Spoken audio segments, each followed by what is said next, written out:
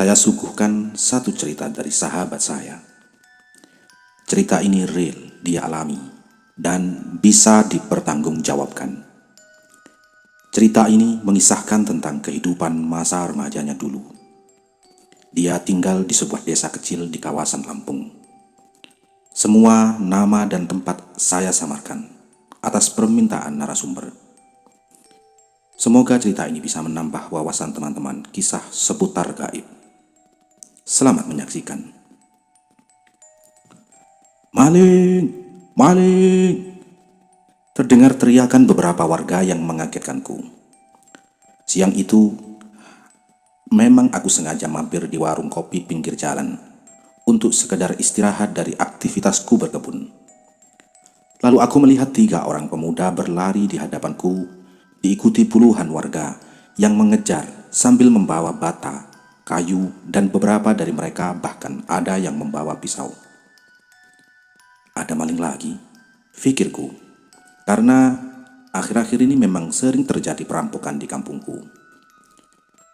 Melihat kejadian itu, aku langsung berlari dan ikut mengejar 3 pemuda tadi.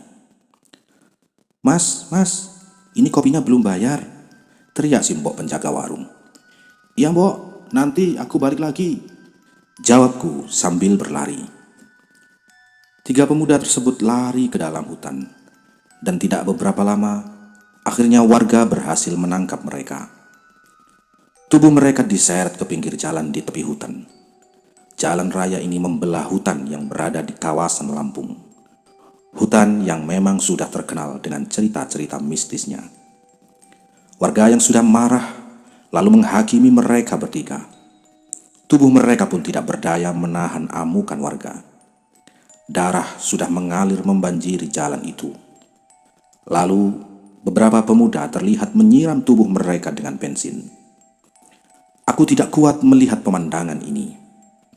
Ingin kuhentikan aksi warga pada saat itu, namun apa yang bisa aku lakukan? Aku hanya seorang remaja biasa yang dilahirkan di tengah-tengah keluarga petani. Beberapa saat kemudian, aroma daging yang hangus terbakar pun tercium di sekitar tempat itu. Aku melihat tubuh mereka meronta-ronta, dan setelah beberapa lama, akhirnya tubuh mereka sudah tidak bergerak lagi. Mereka bertiga mati. Beberapa bulan telah berlalu. Semenjak meninggalnya 3 pemuda tadi, kini jalur perlintasan di jalan yang membelah hutan ini jadi agak sepi jika sudah masuk maghrib. Sebelum adanya kejadian pembakaran itu, jalur ini memang sudah terkenal angker. Banyak warga sering diganggu oleh beberapa penampakan makhluk halus di sana. Namaku Hadi. Kisah ini terjadi antara tahun 1999 sampai 2002. Aku adalah anak dari seorang petani. Keseharianku pada pagi sampai sore hari adalah berkebun, lalu menjual hasil kebunku dan para tetangga lain ke pasar pada malam hari. Karena pasar yang aku tuju beroperasi mulai dari jam 2 dini hari, maka mengingat perjalanan bisa memakan waktu 2 jam dari rumah, aku biasanya berangkat antara jam 11 atau jam 12 malam. Seperti biasa, setelah kulihat waktu sudah menunjukkan pukul 10 malam, aku mulai bersiap membawa beberapa hasil kebunku dan para tetangga. Oh ya, aku tinggal di sebuah desa kecil di daerah Lampung. Warga di desaku hanya sekitar 200 sampai 300 orang saja, dan desa kami dikelilingi oleh hutan, persawahan, dan perkebunan warga. Dan saat cerita ini terjadi di kampungku, malah belum ada aliran listrik yang masuk. Jadi bisa dibayangkan betapa sepinya desaku saat ini, bahkan sampai sekarang. Setelah selesai mencuci dan mengelap motor Honda Star kesayanganku, aku menaruh keranjang di atas motor. Keranjang ini terbuat dari bekas karung goni yang aku buat sedemikian rupa agar bisa menampung muatan agak banyak. Aku lalu memasukkan beberapa hasil kebun ke dalam keranjang. Ya, sedikit kupaksa. Dan sisanya yang tidak masuk, aku taruh di belakang jok, di tengah-tengah antara keranjang yang kanan dan yang kiri. Setelah dirasa cukup banyak, aku lalu mengikat keranjang yang satu dan yang lain dengan tali Tidak lupa juga beberapa ikat sayur yang di tengah-tengah aku ikat dengan kencang agar tidak terlalu jatuh nanti. Setelah semuanya siap, aku mulai menghidupkan motorku. Untuk menuju pasar, aku harus melewati jalan raya yang membelah hutan angker itu. Belum lagi jalan setapak dari rumahku ke jalan raya, harus melewati pemakaman tua yang berada di ujung jalan. Inilah rutinitasku setiap hari dan tidak ada jalan lain selain jalan ini. Aku mulai melewati jalan setapak ini. Jalan berbatu dan agak becek akibat hujan sore tadi membuat ban motorku sesekali agak selip. Jalan begitu gelap dan aku hanya mengandalkan lampu dari motor tuaku ini. Setibanya di ujung jalan, aku mulai agak merinding. Tidak tahu kenapa malam ini begitu menyeramkan bagiku. Jalan di sekitar pemakaman ini agak menanjak. Aku berusaha memaksa motor tua ini agar mampu untuk melaluinya. Tiba-tiba motorku mendadak mati. Antara kesal dan takut setengah mati, aku berusaha mendorong motorku untuk melewati jalan yang menanjak ini. Karena aku pikir tidak mungkin menyela motor dengan beban berat di jalan yang menanjak. Aku memutuskan mendorong motor ini sampai ke jalan yang agak datar. Tanpa sadar, pandanganku terpaku pada sebuah pohon besar yang berada di tengah pemakaman. Aku melihat seorang wanita berdiri mengenakan gaun warna putih agak kotor dengan rambut terurai. Astagfirullah, aku panik bukan main dan terus mendorong motorku sekuat tenaga. Entah kenapa, tenagaku seperti berlipat ganda saat itu. Aku terus mendorong motorku tanpa mempedulikan jalan yang agak rusak yang sesekali membuat kakiku tersandung oleh bebatuan. Setibanya di jalan raya, aku lalu menghentikan lariku. Sambil mengatur nafas, aku mencoba menghidupkan lagi sepeda motorku. Alhamdulillah, motorku kini sudah hidup dan siap melanjutkan perjalananku ke pasar. Aku langsung tancap gas dan berharap agar cepat sampai ke tujuan. Setelah beberapa lama, tibalah aku di jalan yang membelah hutan angker ini. Jalan di mana pernah terjadi pembakaran 3 pemuda yang dicurigai sebagai maling oleh warga pada waktu itu. Numpang, anak Bagong mau lewat. Entah apa maksud dari ucapan itu. Namun, itulah kepercayaan yang aku dapat dari beberapa sumber yang tidak tahu benar atau tidaknya. Sedikit aneh, namun apapun akan kulakukan agar tidak bertemu lagi dengan makhluk-makhluk gaib di sini. Yang penting aku sudah berusaha. Mudah-mudahan makhluk di sini mau mengerti tentang kegelisahanku. Namun, kenyataan tidak seindah ekspektasiku. Lagi-lagi motorku mendadak mati di tengah-tengah jalur perlintasan ini. Di tengah kegelapan hutan ini, motorku tiba-tiba mati. Bisa kalian bayangkan bagaimana rasanya saat itu? Ya Allah, mimpi apa aku semalam? Aku lalu berusaha menyela motorku dan berusaha sekuat tenaga agar motor tua ini hidup kembali. Butir-butir keringat yang sebesar biji jagung jatuh dari keningku. Puluhan kali selah motor ini aku injak, namun belum berhasil membuatnya hidup. Motor sialan. Sudah dilap bersih-bersih, tak tahu terima kasih kau. Aku terus menggerutu dalam hati. Lalu tiba-tiba aku mencium aroma daging yang hangus terbakar dan dari belakang pundakku ditepuk oleh seseorang. Saat aku menoleh ke belakang, betapa terkejutnya aku. Aku melihat sosok yang wajahnya sudah tidak berwujud lagi. Wajah itu seperti habis terkena luka bakar yang sangat parah. Dan sebagian kulit lainnya terlihat hitam dan gosong. Wah! Aku panik bukan main dan berlari meninggalkan sepeda motorku di tengah jalan. Setelah berlari beberapa lama, nampak dari kejauhan cahaya dari sebuah lentera. Setelah semakin dekat jarakku dengan cahaya itu, nampak sebuah lentera yang terbuat dari kaleng susu bekas. Ya, saat itu lentera model inilah yang populer di desaku dan beberapa desa lain. Terlihat 5 orang pemuda yang tengah bersiap untuk ke pasar juga membawa hasil kebun mereka. Loh, Hadi, kenapa kau? Tanya salah seorang dari mereka yang ku ketahui bernama Aswin. Itu bang, saya lihat setan bang Aswin. Aduh. kataku sembari mengatur nafasku. Motor kau di mana? Di sana bang, saya tinggal. Waduh, terus bagaimana? Udah, kita tolongin aja Hadi. Kau ikut si Ucup tuh, muatannya gak banyak, kata Bang Imam. Kami semua lalu pergi ke tempat di mana motorku berada. Aku masih merasa takut bukan main saat itu. Namun, karena berpikir kami berenam, maka aku coba beranikan diri. Kami tiba di motorku berada. Mereka membantuku dengan menyorotkan sinar lampu motornya ke arahku. Aku berusaha menghidupkan motorku. Dan syukurlah, motorku bisa hidup kembali. Aku lalu melanjutkan perjalananku ke pasar bersama 5 orang tadi. Alhamdulillah, setelah kejadian itu, aku tidak pernah menemukan hal-hal aneh lagi sampai aku pulang ke rumah pada pagi harinya. Beberapa hari setelah itu, malam ini aku tidak pergi ke pasar karena badanku terasa agak lelah setelah seharian berkebun. Setelah sholat Isya, aku pun merebahkan badanku dan langsung pulas tertidur. Mas, bangun mas. Popok anak kita sudah kotor semua, cuma sisa beberapa ini saja. Terdengar suara istriku membangunkanku.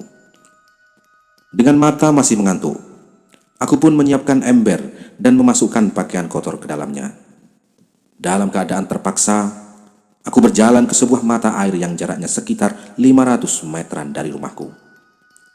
Aku melihat jam menunjukkan masih pukul 3.30 dini hari, dan jalan hanya diterangi sinar bulan purnama. Mata air itu berada di pinggiran sebuah danau, dan sebelahnya terdapat sebuah pohon besar yang usianya mungkin sudah ratusan tahun. Demi kau dan si buah hati, terpaksa aku harus begini, ucapku dalam hati. Karena jalan setapak ini begitu gelap dan banyak sekali pohon bambu yang berbaris sepanjang jalan, aku pun mempercepat langkahku, berharap segera bisa menyelesaikan tugas negara saat itu. Sambil memikul 2 buah ember berisi pakaian kotor anakku yang aku ikat pada sebatang bambu, akhirnya aku tiba di mata air tersebut. Mata air ini berada di antara bebatuan. Aku langsung mengeluarkan pakaian kotor yang berada di dalam ember. Segera aku menyikat-nyikat pakaian itu dengan sesekali mengambil air dari mata air itu menggunakan sebuah gayung. Ketika asik menyikat, aku mendengar sebuah suara yang memanggil namaku. Hadi. Seketika aku hentikan aktivitas mencuciku, dan aku arahkan pandanganku ke segala penjuru. Namun, aku tidak melihat siapapun di sana, kecuali hanya diriku yang tengah kebingungan. Suara siapa barusan? Tanyaku dalam hati. Karena merasa tidak ada orang, aku kembali melanjutkan aktivitasku dan berusaha menepis pikiran-pikiranku soal makhluk gaib. Setelah beberapa lama, kembali suara itu terdengar lagi. Hadi. Aku kembali mencari asal suara itu. Namun lagi-lagi aku tidak mendapati siapapun berada di sana kecuali diriku. Akhirnya aku berusaha semaksimal mungkin untuk bisa cepat-cepat menyelesaikan kegiatan mencuciku saat ini. Setelah selesai, aku kembali menaruh pakaian-pakaian tersebut ke dalam ember dan bersiap untuk pulang ke rumah. Saat bangun dari posisi dudukku dan bersiap melangkahkan kaki, kembali aku mendengar suara itu lagi. Hadi. Aku langsung menoleh ke belakangku, dan pandanganku terpaku pada penampakan sosok makhluk yang dibungkus dengan kain putih seperti bentuk kue lemper. Pocong! Aku pun lari tunggang langgang sambil memikul beban 2 ember pakaian yang masih basah di pundakku. Setibanya di rumah, aku langsung menutup pintu rapat-rapat. Istriku terlihat kebingungan dengan tingkahku. Kenapa mas? Tanya istriku. Gak apa-apa kok mah, kataku. Istriku lalu menyuruhku untuk segera menjemur pakaian yang baru saja aku cuci.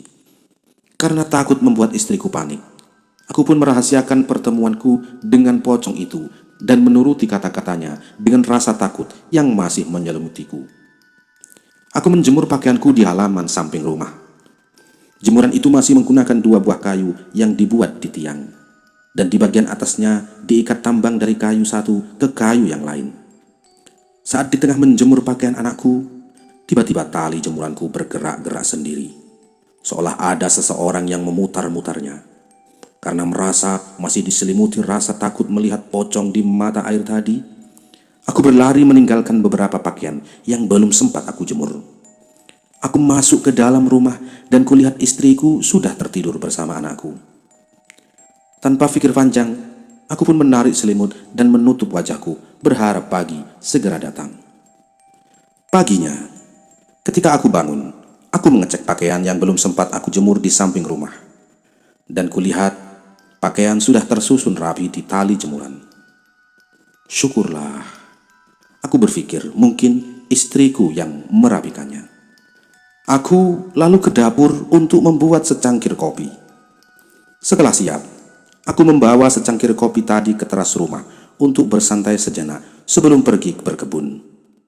Dari jauh, aku melihat istriku berjalan ke arah rumah sambil menggendong anakku. "Dari mana, Mah?" tanyaku. "Dari rumah Mas Dimas," kata istriku. "Dimas adalah sepupuku. Rumahnya kurang lebih 50 meteran dari rumahku. Jemuran di samping kamu yang rapihin ya?" kataku sambil menghidupkan sebatang rokok. "Enggak, Mas. Tadi anakmu ini panas. Lalu aku cepat-cepat ke rumah Dimas. Karena aku pikir anaknya kan habis sakit panas juga kemarin.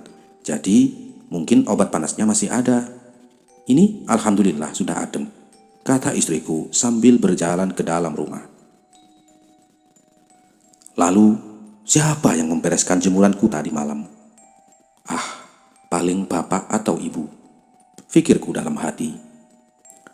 Setelah kopi di cangkir sudah habis, aku lalu mandi dan bersiap ke kebun.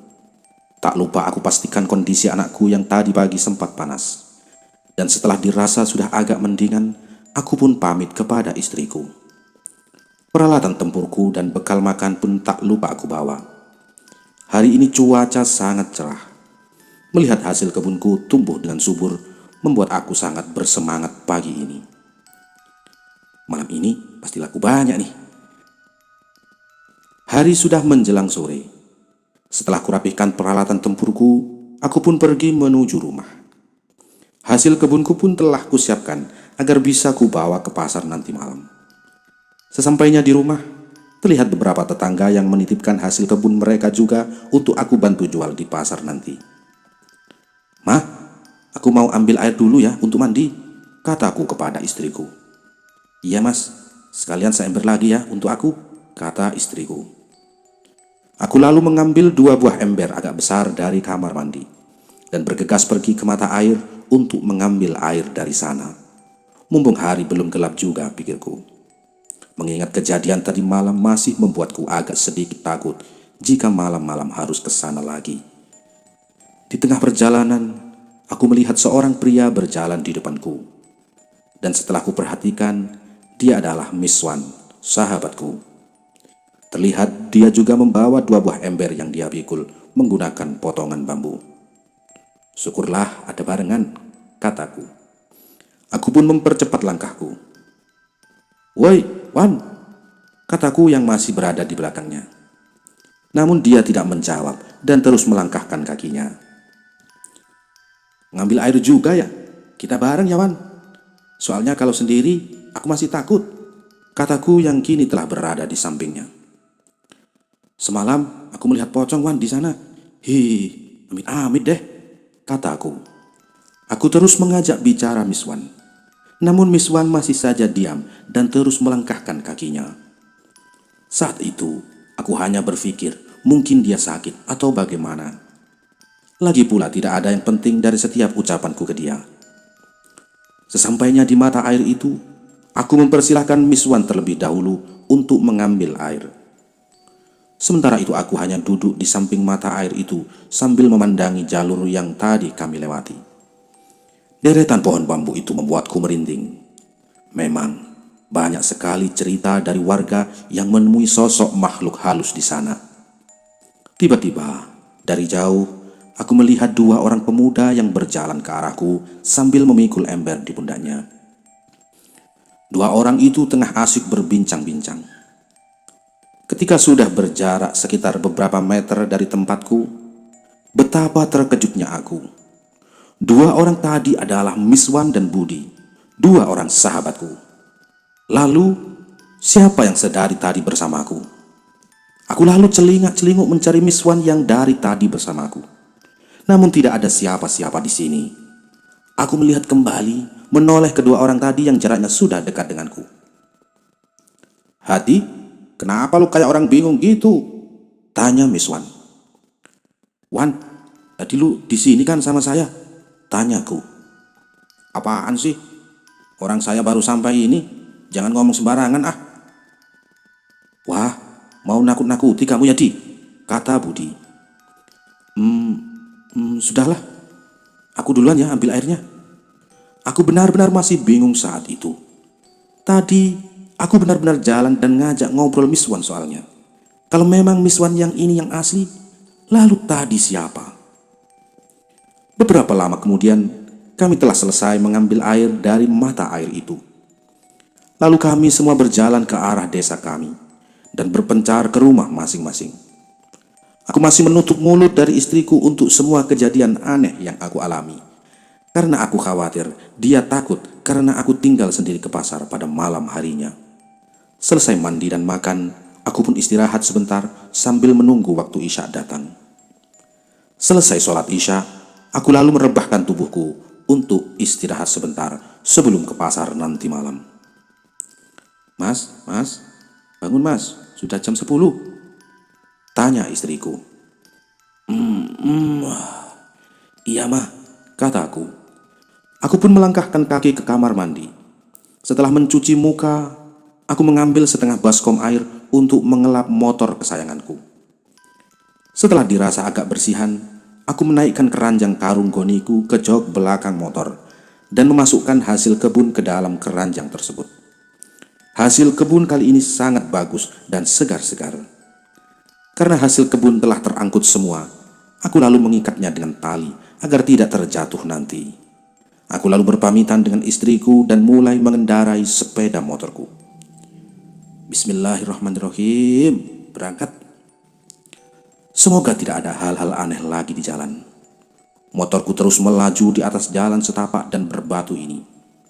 Ketika akan melewati jalan menanjak yang berada di depan pemakaman, aku menarik gas motorku kuat-kuat, berharap kejadian kemarin tidak terulang lagi. Akhirnya motorku pun berhasil melewati jalan itu, meskipun kadang-kadang mengalami slip karena kondisi jalannya yang masih berbatu. Yes, rintangan pertama berhasil aku lewati. Semoga aku berhasil melewati rintangan kedua nanti. Jalur yang kutempuh memang seperti sebuah tantangan sendiri untukku. Karena bisa kalian bayangkan, di jalur gelap yang rusak, kalian hanya memanfaatkan penerangan dari lampu sepeda motor tua. Belum lagi jalur di depan pemakaman itu agak menanjak, seolah dibuat sengaja menakutiku yang memang sedikit pengecut. Kini aku tinggal melewati jalur yang membelah hutan angker itu. Jalur sepi sepanjang beberapa kilometer itu adalah tantangan terberat setiap kali aku pergi ke pasar. Aku kembali menarik gas kuat-kuat. Kedua mataku sedikit aku sipitkan dan hanya fokus pada kondisi jalan di depanku saja. Karena takut ada sesuatu yang mengganggu penglihatanku di pinggir jalan nanti. Motorku jangan mati, motorku jangan mati, motorku jangan mati. Benar saja, aku seperti melihat seorang pria berdiri di pinggir jalan, namun tanpa kepala.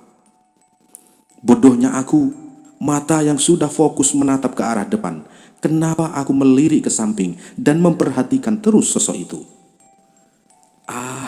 Sialan, gua sudah sipit-sipitin nih mata. Aku terus menancap gas, tidak peduli dengan apa yang aku lihat barusan. Sampai aku bertemu dengan sebuah desa kecil tempat aku bertemu dengan 5 orang yang membantuku kemarin. Sesampainya di desa kecil itu, aku tidak melihat siapapun di sana. Suasana sangat sepi sekali malam itu. Hanya ada lentera-lentera yang tergantung di setiap dinding rumah. Desa kecil ini berada di pinggir jalan utama. Hanya ada sekitar 40 sampai 50 rumah saja di sana. Biasanya di jam-jam segini selalu ada 1 atau 2 orang yang juga hendak ke pasar. Mungkin sudah pada jalan kali, pikirku. Aku kembali menarik gas motorku kuat-kuat dan berharap bisa cepat sampai ke pasar. Pada saat berada di sebuah tikungan, aku melihat kembali ada seseorang yang duduk di atas dahan sebuah pohon yang sedikit menjuntai ke arah jalan. Astagfirullah. Aku kaget bukan main. Sosok itu seperti hendak menjatuhkan badannya ke arahku. Aku lantas membelokkan setang motorku ke arah kanan jalan dan hampir-hampir membuatku terjatuh. Aku berusaha menyeimbangkan laju motorku dan berhasil menjauhi pohon itu beserta makhluk yang berada di sana. Setelah melalui perjalanan yang begitu mendebarkan, akhirnya tibalah aku di pasar. Rasa takut perlahan mulai hilang. Aku berusaha menyapa setiap orang yang kujumpai. Ya, pasar ini memang sudah seperti rumah kedua untukku. Sudah banyak para pedagang di sini yang kenal denganku. Aku mulai menggelar sebuah terpal dan menjajakan hasil kebunku di sana. Di sebelahku ada seorang bapak-bapak berusia sekitar 50 sampai 60 tahunan. Dia adalah Pak Regar. Pria asli Batak ini menjual ayam potong. Walaupun wajahnya terlihat sangar, namun siapa sangka pria ini adalah seorang yang baik. Dia meminjamkan uang kepada para pedagang di sana yang sedang membutuhkan modal. Dan para peminjam tidak ditargetkan bunga pinjaman darinya. Ya, bisa dibilang jika mau kasih lebih dari pokok uang yang dipinjam, silakan saja. Namun jika tidak ada, juga tidak masalah. Baru datang kau kata dia. Iya Pak. Tadi sempat diganggu makhluk halus waktu lewat di hutan di dekat rumah saya, kataku sambil terus menyusun daganganku. Bah, makhluk apa yang berani ganggu kau? Ya setan di sana Pak. Ya, jangan takut kau makhluk begitu, jika kita takut, dia malah makin berani. Ya, bagaimana tidak takut Pak? Orang saya juga pengecut. Ah, ini kau kuberi sesuatu. Aku dapat ini bukan dari orang sembarangan. Jika kau nampak makhluk itu lagi, kau lempar saja pakai ini, kata Pak Regar sambil memberikanku satu kantong plastik kecil berisi garam kasar. Apa ini Pak? Kataku sambil melihat-lihat lebih jelas lagi. Ah, hanya garam biasa, pikirku dalam hati. Itu ular kobra hahaha. Ya garam lah. Tapi itu bukan garam biasa.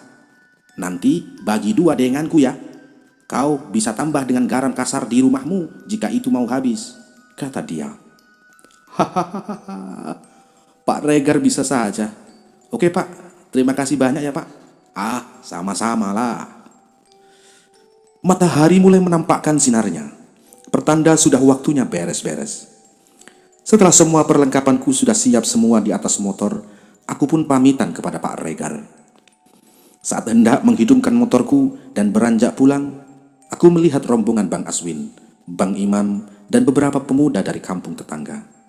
Kami pun berjalan beriringan sampai ke tujuan masing-masing. Sesampainya di rumah, aku melihat jam sudah menunjukkan pukul 9 lewat. Aku langsung ke kamar mandi dan mengganti pakaian. Istriku telah menyiapkan sarapan untukku yang sudah tersusun rapi di atas meja. Setelah agak segar, aku langsung menyantap makanan itu. Nanti habis makan mau ngopi dulu atau langsung tidur Mas? Tanya istriku. Aku langsung tidur kali mah, capek banget, kataku sambil terus menyantap hidangan terlezat dari istriku. Ya sudah, aku mau ke rumah Pak Rahman dulu ya, mau bantu-bantu di sana, kata istriku. Bantu-bantu apa mah? Memang ada acara apa? Loh, Mas tidak tahu ya? Si Miss Wan meninggal kan Mas? Kata istriku.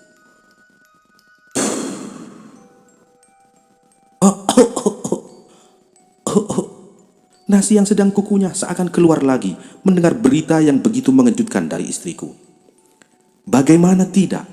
Kemarin sore Miss Wan dan aku baru saja ngobrol di mata air itu. Walaupun awalnya ada Miss Wan palsu yang menemaniku di sana. Serius kamu mah? Tanyaku. Iya Mas, tadi pagi dia dan Budi mau menyeberang ke desa sebelah. Namun mereka tidak naik motor. Mereka lewat kali yang di bawah itu loh Mas. Lalu sampai di tengah-tengah perahu mereka kembali dan Miss Wan mati tenggelam, kata istriku. Bagaimana bisa Miss Wan yang jago berenang bisa mati tenggelam, sedangkan Budi yang tidak bisa berenang malah selamat? Sewaktu kecil, kami sering bermain-main di kali itu. Kali itu memang sangat lebar. Di tepi kali itu terdapat 2 buah perahu yang disediakan di sana untuk kepentingan warga yang hendak menyeberang ke desa sebelah. Begitupun sebaliknya. Aku masih tidak habis pikir dengan peristiwa ini. Jangan-jangan yang kemarin aku lihat di mata air itu adalah pertanda akan kehilangan seorang sahabat kecilku, yaitu Miss Wan. Ya sudah ya mas, aku jalan dulu, kata istriku sambil menggendong anakku. Iya mah, hati-hati. Nanti aku nyusul deh, kataku. Apa yang terjadi sebenarnya? Aku terus memikirkan peristiwa ini. Kematian Miss Wan benar-benar di luar akal sehatku. Aku harus menemui Budi untuk mengetahui peristiwa yang sebenarnya. Aku segera menghabiskan sarapanku dan bergegas ke rumah Miss Wan, karena aku pikir Budi juga pasti ada di sana. Sesampainya di rumah Miss Wan, rumah itu sudah didatangi banyak orang. Aku lalu masuk ke dalam rumah Miss Wan dan kulihat jenazah Miss Wan sudah dikafani dan siap untuk dikuburkan. Di sebelah jenazah itu ada Budi yang masih terlihat syok. Aku lalu menghampiri Budi dan memberikan kode untuk bicara di luar. Kami duduk agak menjauh dari keramaian. Tanpa basa-basi, aku langsung menanyakan kronologi sebenarnya atas peristiwa itu. Dengan suara masih menahan tangis, Budi menceritakan semua kepadaku. Pagi itu, mereka berniat untuk pergi ke desa sebelah dengan maksud menanyakan informasi pekerjaan dari salah satu kerabat Miss Wan yang tinggal di sana. Awalnya, Budi sudah menyarankan untuk naik motor saja, mengambil jalur memutari kali tersebut. Karena Budi memang tidak bisa berenang dan takut sekali dengan kali itu, mengingat sewaktu kecil dia pernah tenggelam di sana. Namun Miss Wan memaksa dan berjanji akan menolongnya jika terjadi apa-apa nantinya. Dengan terpaksa Budi pun menurut, dan akhirnya mereka sepakat untuk melewati kali besar tersebut. Mereka menggunakan 1 buah perahu kecil di sana. Arus pun terlihat sangat tenang saat itu. Namun entah kenapa saat tiba di tengah kali, perahu mereka seperti ada yang mendorong dari samping dan membalikkan mereka berdua. Saat pertama kali jatuh, mereka berdua sudah sempat pegangan pada perahu yang sudah dalam posisi terbalik. Namun tiba-tiba, Miss Wan seperti ditarik dari bawah oleh sesuatu. Miss Wan sempat berontak dan pegangan erat pada tangan Budi. Dan Budi pun sekuat tenaga menarik Miss Wan sambil tangan kirinya berpegangan erat di perahu tadi. Karena tidak sanggup menahan kuatnya tarikan dari bawah, Miss Wan akhirnya melepaskan pegangannya pada tangan Budi. Budi pun panik, lalu teriak-teriak minta tolong. Beberapa warga lalu datang menggunakan sebuah perahu yang agak besar dan menyelamatkan Budi. Namun Miss Wan tidak dapat tertolong, dan tubuhnya ditemukan beberapa puluh meter dari tempat mereka tenggelam. Budi terlihat begitu sedih. Dia merasa bersalah karena tidak mampu menyelamatkan sahabatnya yang meninggal karena tenggelam. Aku berusaha menenangkan dia dan berkata bahwa kejadian itu bukan salahnya. Miss Wan itu pandai berenang. Pasti ada sesuatu yang menarik tubuhnya hingga Miss Wan terseret ke dalam kali yang besar itu. Setelah selesai mendengarkan cerita Budi, kami kembali ke rumah Miss Wan.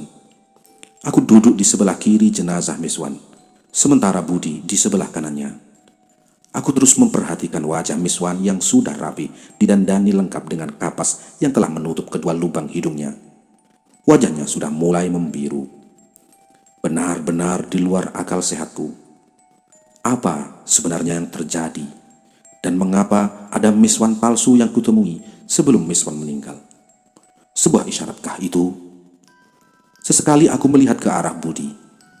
Air matanya seakan telah habis untuk menangisi sosok sahabatnya yang kini telah terbujur kaku. Waktu telah menunjukkan pukul 11 siang, dan tibalah waktu untuk memakamkan jasad Miss Wan. Sebuah keranda yang berada di surau diambil oleh beberapa warga, dan kini telah siap menunggu di halaman rumah Miss Wan. Kami mengangkat tubuh Miss Wan dan merebahkannya di atas keranda. Setelah keranda yang terbuat dari besi itu tertutup, aku lalu menutupinya dengan kain hijau berlafaz La ilaha illallah. Kemudian keranda itu diangkat oleh beberapa warga. Lalu kami jalan beriringan menuju pemakaman di ujung jalan setapak yang sering aku lalui ketika hendak ke pasar. Sesampainya di pemakaman, tubuh Miswan lalu dimasukkan ke liang lahat. Sebuah peristirahatan terakhir yang pastinya akan kita alami juga nantinya. Setelah tali pengikat pada kain kafan dibuka, perlahan-lahan tanah mulai dimasukkan ke dalam lubang kubur. Tubuh Miswan yang telah dibungkus kain putih pun semakin lama semakin tak terlihat. Tertimbun tanah yang masih agak berwarna merah. Isak tangis pun terdengar dari sana keluarga Miswan. Setelah kematian Miswan, aku jadi agak takut bila keluar malam-malam melewati pemakaman itu. Terlebih ada rumor yang berkembang di masyarakat kalau ada beberapa petugas ronda yang melihat sosok Miswan. Ada yang melihat sosok itu berdiri di pinggir makam dan terus mengeluarkan kata-kata minta tolong kepada warga yang lewat. Ada juga beberapa ibu-ibu yang sedang mencuci baju pada sore hari di pinggiran kali, melihat sebuah tangan dari dalam air yang seakan minta tolong untuk ditarik ke atas. Cerita-cerita itu membuat aku semakin takut saja. Dan sialnya lagi, malam ini aku harus kembali ke pasar dan tentu saja aku melewati jalur di pemakaman itu. Setelah semua hasil kebun sudah terikat kencang di atas jok motor belakang, aku pun meninggalkan rumah untuk pergi ke pasar. Dan seperti biasa, sebelum memasuki area pemakaman, aku mengucapkan doa-doa berharap mata ini tidak melihat sosok gaib di sana. Numpang, anak Bagong mau lewat. Ketika sepeda motorku sudah hampir melewati area itu, aku melihat ada sebuah aliran air di pinggir jalan. Aku terus memperhatikan, dari mana aliran air ini datang? Pikirku sambil terus mengendarai sepeda motorku. Soalnya hari ini tidak ada hujan yang turun dan jalan sangat kering sekali. Ketika beberapa lama, aku melihat sesosok tubuh yang berdiri diam di pinggir jalan. Dan ternyata dari sosok itulah aliran air itu berasal. Miswan? Aku kaget bukan main, lalu menarik gas motorku kuat-kuat. Sekilas sosok itu seperti menjulurkan tangannya ke arahku. Aku panik bukan main. Kenapa aku yang pengecut ini malah sering berurusan dengan makhluk gaib sih? Ucapku dalam hati. Aku terus mempercepat laju motorku. Sampai tibalah aku di jalur utama. Aku teringat garam yang diberikan oleh Pak Regar. Aku memberhentikan laju motorku sebentar, lalu mengeluarkan garam itu dari bungkusan plastik kresek yang kutaruh di kantong jaketku. Ku genggam garam itu di sebelah tangan kiri dan melanjutkan laju motorku. Mampus lo, nongol ke saya, siram garam ntar. Asin-asin dah kamu. Kini laju motorku agak kupelankan. Dan kali ini aku si pengecut malah berharap ada sosok yang muncul di jalur yang membelah hutan ini. Namun anehnya, sampai pasar aku tidak mengalami kejadian-kejadian aneh lagi. Benar-benar mujarab garam ini. Setelah memarkir motorku, aku memasukkan garam tadi ke kantong plastik lagi dan segera menemui Pak Regar untuk menceritakan kehebatan garam ini. Sudah kubilang kan, ini bukan garam sembarangan, kata Pak Regar dengan logat Bataknya. Iya Pak, giliran saya mau garamin, malah gak ada yang nongol. Hahaha, takut asin mereka. Aku pun lalu menggelar terpalku dan menaruh hasil kebunku di atasnya untuk kujual malam ini. Waktu berjalan begitu cepat. Tak terasa hari sudah pagi dan sudah saatnya aku untuk pulang. Pak Regar pun kulihat sedang sibuk beres-beres. Sudah mau pulang juga kau rupanya, kata Pak Regar. Iya Pak, kataku. Setelah selesai merapihkan semua sisa daganganku, aku pun mulai mengendarai sepeda motorku. Suasana langit pagi ini kurang begitu bersahabat. Awan hitam sudah terlihat di beberapa titik. Angin dingin pun merasuk hingga menembus jaketku yang memang sudah agak lusuh.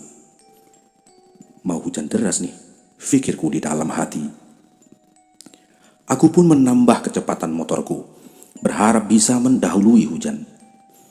Namun, ketika sampai di pertengahan jalan, hujan pun turun deras sekali. Jarak pandang pun berkurang, karena kupikir jika dipaksakan akan berbahaya. Aku pun mencari tempat untuk berteduh. Aku melihat sebuah gubuk kecil di pinggir jalan, seperti warung berukuran 2 kali 3 meter. Dan ada juga seseorang di sana yang sedang berteduh. Tanpa pikir panjang, aku pun berhenti untuk menunggu hujan reda. Di depan gubuk ini, aku lihat ada sebuah sepeda ontel yang pasrah diguyur hujan. Mungkin punya si bapak kali ini. Aku terus memandangi jalan yang diguyur hutan di depanku. Jalan yang membelah hutan itu kini telah basah dan membuat genangan air di beberapa tempat. Aku lalu sadar akan bapak di sebelahku yang juga sedang berteduh dan berniat untuk menyapanya. Sekedar mengobrol dan menghilangkan rasa jenuh saat itu. Namun, ketika aku menoleh ke arahnya, tiba-tiba dia tidak ada. Karena penasaran, aku pun melihat ke samping gubuk, barangkali dia sedang buang air kecil atau apa. Namun aku tidak melihat siapa-siapa. Dan kembali bulu kuduk ini berdiri. Aku langsung mengeluarkan garam pemberian Pak Regar dan bersiap dengan semua kemungkinan yang ada. Gua garam ini makhluk, nongol lu sekalian. Gobrak! Tiba-tiba motorku terjatuh. Aku lalu bergegas ke tempat di mana motorku diparkir.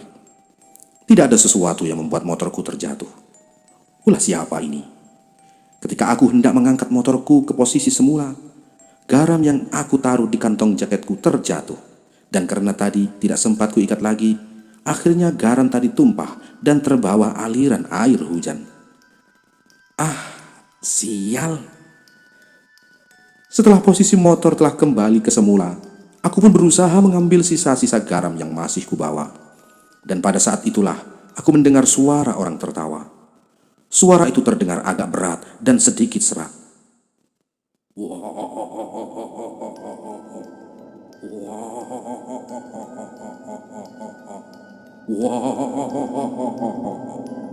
Aku celingak-celinguk mencari sumber suara itu. Dan terlihat satu sosok kepala tanpa badan memandangiku dari samping gubuk itu. Walaupun rasa takut saat itu sangat menggangguku, aku berusaha menepisnya. Aku mencoba mengambil sisa-sisa garam yang berhasil aku ambil. Namun, garam-garam itu sepertinya tidak berpengaruh apa-apa. Makhluk itu terus mentertawakanku. Karena sudah kehabisan peluru, aku pun berusaha pergi meninggalkan tempat itu secepat mungkin. Aku berlari sambil menuntun motorku. Dan ketika agak jauh, aku langsung menghidupkan motorku dan pulang dengan rasa takut yang masih menyelimutiku. Sesampainya di rumah, pakaianku sudah basah kuyup. Aku langsung menuju kamar mandi dan mengganti pakaianku. Aku melihat seisi rumah, namun semenjak aku datang, aku tidak melihat istri dan anakku. Aku pun bergegas ke rumah orang tuaku. Barangkali istri dan anakku sedang di sana, pikirku saat itu. Setelah agak dekat dengan rumah orang tuaku, aku mendengar suara tangisan anakku. Aku pun mempercepat langkahku, takut-takut ada sesuatu yang terjadi padanya. Sesampainya di rumah itu, aku langsung masuk dan sudah banyak orang yang berkumpul di ruang tamu. Ayah, istriku, dan beberapa tetangga di sana. Nampak wajah istriku lelah, seperti habis begadang. "Ada apa nih, Mah? Anak kita di mana?" tanyaku. "Anakmu ada di kamar lagi dipegang Bu Yuni," kata ayahku. Bu Yuni adalah dukun beranak di desaku, dan kadang-kadang dipanggil untuk menyembuhkan anak kecil yang sakit karena ketempelan. "Anak kita nangis terus dari kamu jalan, Mas. Aku pun belum tidur sampai sekarang. Karena bingung, aku bawa anak kita ke sini. Lalu ayah memanggil Bu Yuni," kata istriku. Aku lalu mengecek keadaan anakku yang berada di kamar orang tuaku. Di sana aku melihat anakku sedang dipangku oleh Bu Yuni. Sementara ibuku menemani sambil mengusap-usap kepala anakku. Ibu Yuni menoleh ke arahku dan mengucapkan beberapa kata padaku. "Anakmu ini ketempelan. Ada sesuatu yang mengganggu kamu ya di belakang ini," kata Bu Yuni. Aku melihat ayah dan istriku masuk ke kamar. Lalu, karena semua keluargaku sudah berkumpul semua. Aku pun menceritakan semua pengalamanku yang terjadi belakangan ini kepada mereka. Setelah semuanya berkumpul, aku mulai menceritakan semua kejadian yang menimpaku. bahkan soal sosok Miswan palsu yang waktu itu bersamaku saat berada di mata air. Mereka semua kaget, terkecuali Bu Yuni. Ibu sudah menduga, Di. Soalnya, anakmu ini ketempelan lebih dari satu makhluk, kata Bu Yuni. Kenapa harus saya terus ya Bu Yuni yang mendapatkan pengalaman seperti ini? Tanyaku. Saya juga tidak tahu, Di. Begini saja, Di. Kakak-kakakmu semua kan sudah merantau ke Jakarta. Lagi pula, apa yang mau diharapkan jika tinggal di desa ini? Kasihan masa depan anakmu. Apa tidak lebih baik kamu merantau saja mengikuti saudaramu yang lain? Kata ayah menimpali. Kata-kata ayah membuat jantungku seakan berhenti sesaat. Banyak pertimbangan yang mesti aku pikirkan saat itu. Selain kebunku, aku juga sangat mengkhawatirkan ayah dan ibuku. Walaupun saat itu ada adikku yang berusia sekitar 14 tahunan yang tinggal dengan orang tuaku. Nanti deh ya, aku coba-coba pikir dulu, kataku. Perlahan tangisan anakku mulai reda dan Bu Yuni keluar sambil menggendong anakku. Alhamdulillah, anakku kini telah kembali normal dan kini dia tertidur pulas di gendongan Bu Yuni. Ibuku lalu pergi ke dapur bersama istriku dan membawakan 2 gelas kopi untukku dan ayah, juga segelas teh manis hangat untuk Bu Yuni. Aku pun menyalakan sebatang rokok sebagai pendamping minum kopi. Aku membawa kopi tadi ke teras rumah ayah, lalu ayah mengikutiku sambil membawa gelas kopinya. Kami berdua duduk di teras rumah. Pagi ini begitu dingin sekali. Aroma khas tanah yang terguyur hujan tadi masih tercium olehku. Sesekali kulihat ayah menghisap rokoknya dalam-dalam, seperti ada beban di pikirannya yang tertahan di sana. Jauh di dalam hatinya, aku mencoba memberanikan diri berbicara soal ucapan ayah tadi. Mengenai rencana untuk pergi dari desa ini, memang sudah lama aku pikirkan ya. Tapi aku ragu meninggalkan ayah dan ibu, kataku. Kami di sini bisa jaga diri, Di. Ada adik kamu juga kan yang menjaga kami. Kamu sudah berkeluarga. Sudah sepantasnya kamu memikirkan masa depan rumah tanggamu, kata ayah. Soal kebun bagaimana ya? Tanyaku. Nanti ayah cari yang mau mengurus kebunmu. Bayarannya bagi 2 saja dari hasil kebun. Gampang itu, Di. Kata ayahku yang terus meyakinkan diriku. Aku sih ada rencana ke Bekasi ya, karena kan ada paman juga di sana. Tapi aku agak bingung untuk awal-awal aku di sana. Nah, iya, kamu ingat waktu pamanmu kesini? Dia bicara sama ayah. Di sana dia dagang bakso. Mungkin kamu bisa ikut-ikut dia dulu untuk sementara. Apa tidak merepotkan ya? Setidaknya kan aku harus ngontrak dulu dan belum tentu juga paman ada uang, kataku agak sedikit ragu. Soal itu kamu tidak perlu khawatir. Ayah ada simpanan uang, tidak banyak, tapi cukup untuk modal kamu dagang dan biaya hidupmu di sana. Tapi ya, sudah, tidak apa-apa. Kalau anaknya bahagia, orang tua pasti jauh lebih bahagia. Kamu tinggal bilang mau pergi kapan, nanti ngomong ke ayah lagi ya, Di, kata ayahku menutup percakapan. Aku hanya bisa terdiam. Ada benarnya juga apa yang diucapkan ayah. Biar bagaimanapun, anakku semakin lama akan tumbuh besar. Jika dia tinggal di sini, nasibnya pasti tidak akan jauh berbeda dariku. Kembali ku teguk kopi hitam yang berada di atas meja. Aku terus memandangi desaku dalam-dalam, mengingat semua kenangan masa kecilku, lahir dan besar di desa yang penduduknya sangat ramah. Semua temanku yang selalu mengisi hari-hariku dulu, kini sebagian besar dari mereka telah merantau keluar daerah. Dan sebentar lagi aku pun akan meninggalkan desa ini, merangkai masa depan baru untuk keluarga kecilku. Malam ini aku tidak ke pasar dan berencana mengajak istriku untuk ke rumah orang tuaku, membicarakan soal rencanaku untuk hijrah dari desa ini. Mengingat semua kejadian-kejadian aneh yang aku alami, aku pun ingin cepat-cepat pergi dari desa ini.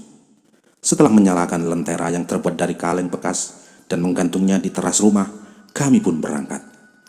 Nampak ayah dan ibu sedang duduk di teras rumah bersama adikku. Assalamualaikum, kataku. Waalaikumsalam. Loh, ada apa, Di? Anakmu sakit lagi? Tanya ibuku. Ah, enggak, Bu.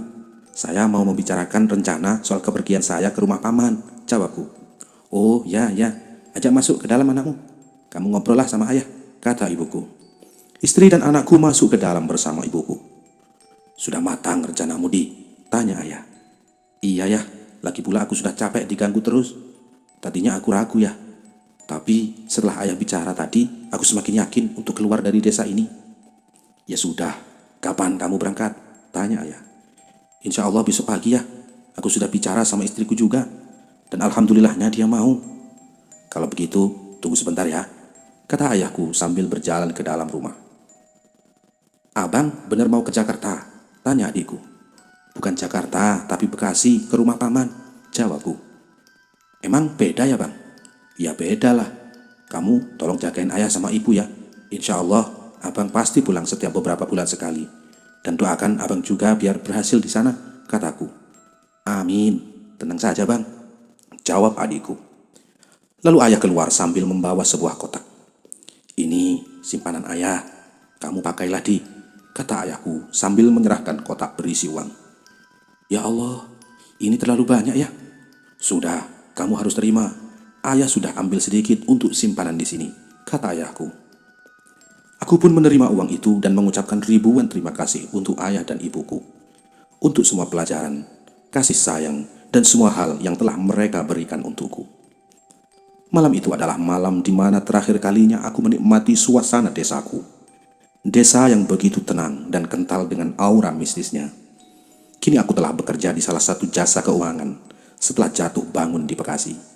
Akhirnya aku menemukan pekerjaan yang bisa mencukupi semua kebutuhan rumah tanggaku. Terima kasih kepada para teman-teman semua. Semoga aku tidak lagi menemui lagi hal-hal mistis seperti itu lagi.